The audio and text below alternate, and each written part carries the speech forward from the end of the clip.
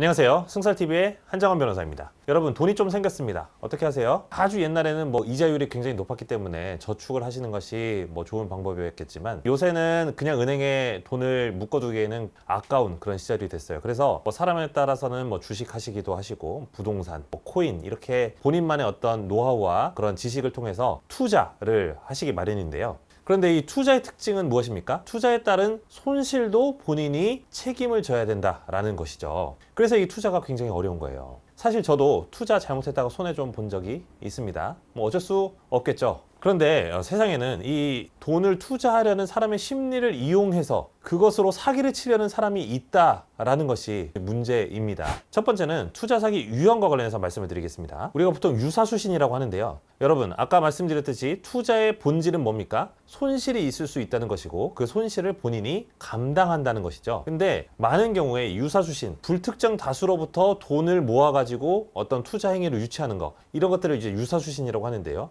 유사수신의 특징 중에 하나가 뭐냐면은 원금을 보장해 준다라는 거예요. 이 투자에는 손실이 없다라고 말하는 것입니다. 그러니까 사실은 이 투자라는 개념은 그 개념 자체로 손실 가능성을 내포하고 있는 것인데 유사수신 업체에서는 원금을 보장해 준다고 하니 이거 얼마나 좋은 거예요. 그런데 여러분, 이 원금을 보장해 준다는 것은 거의 10중 8구 유사수신 사기라고 보시면 될 것 같습니다. 이거는 투자라고 볼 수가 없어요. 투자의 개념 자체를 벗어난 행위거든요. 요새 굉장히 유행하는 폰지 사기 같은 경우에도 보게 되면은 순차적으로 다음 사람으로부터 돈을 받아서 그 전 사람들에게 돈을 주고 하는 식으로 결국에는 폭탄 돌리기를 하는 그런 식이 되는 것인데, 처음에 몇 번 이렇게 이자를 받다 보게 되면은 실질적으로 손실이 없는 것처럼 보일 수가 있습니다. 그런데 나중에는 결국에는 빵 하고 터져서 굉장히 많은 수의 피해자들이 발생을 하는 것이거든요. 그래서 100% 원금 보장, 이런 문구에 절대 속지 마시기를 바라겠습니다. 이 부동산 투자와 관련해서 니즈가 좀 있으신 분들은 기획부동산 사기와 관련해서 또 조심하셔야 됩니다. 기획부동산 어떤 식으로 보통 이루어지냐면요, 굉장히 좋은 개발 이슈가 있는, 개발 호재가 있는 땅이 있다. 여기다가 투자를 하게 되면 몇 년 안에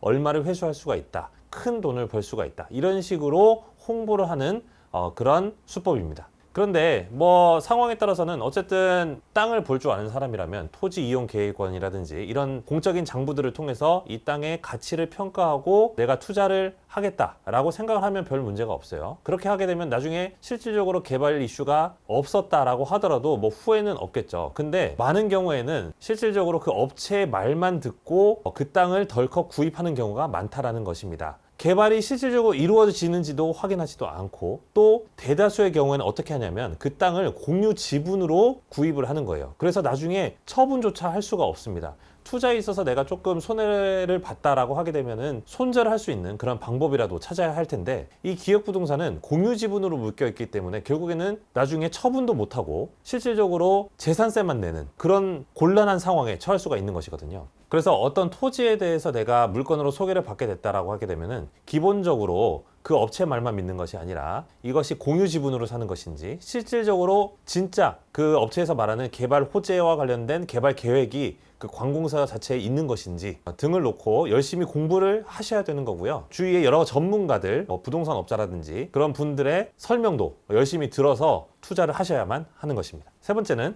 불법 금융투자법을 말씀을 드릴 수가 있는데요. 우리가 보통 요새는 리딩방이라고 해가지고 많이 이슈가 되는 그런 법 중에 하나입니다. 물론 모든 리딩방을 다 불법이라고 볼 수가 없어요. 정당한 수업료를 지급하고 정보를 얻어서 투자를 하는 그런 방들이 있기는 한데요. 많은 경우에는 또 리딩방이 사기 수법의 일환인 경우들이 많이 있습니다. 처음에는 일정 정도 수익률을 얻을 수 있는 그런 이제 소스들을 정당하게 줍니다. 실질적으로 본인들이 전문가가 아님에도 어떻게 정보를 모아가지고 결국에는 호객을 하는 거죠. 오픈톡방 멤버들을 모집을 한 다음에 소스들을 주고 그들로부터 그 정보에 대한 대가들을 받아들이기 시작합니다. 그리고 그 돈을 점점 늘려나가서 결국에는 그 파이가 커지게 되면 갑자기 잠적을 해버리거나 그런 수법이에요. 이 리딩방의 정보성에 대해서는 제가 어떻게 말씀드리기 좀 어려운 면이 있어요. 그 부분에 대해서는 이 리딩방의 가치에 대해서 열심히 공부하시고 이것이 사기인지 아닌지를 스스로 가려낼 수밖에 없다, 이렇게 말씀드릴 수밖에 없습니다. 그래서 여러분, 투자는 건전해야 합니다. 내가 무리하게 해서는 안 되고요. 결국에는 내가 이 금액만큼은 손실을 보더라도 나중에 문제가 없어, 내 인생이 망가지지 않아, 이런 범위 내에서만 투자를 해야 한다라고 생각을 하셔야 합니다.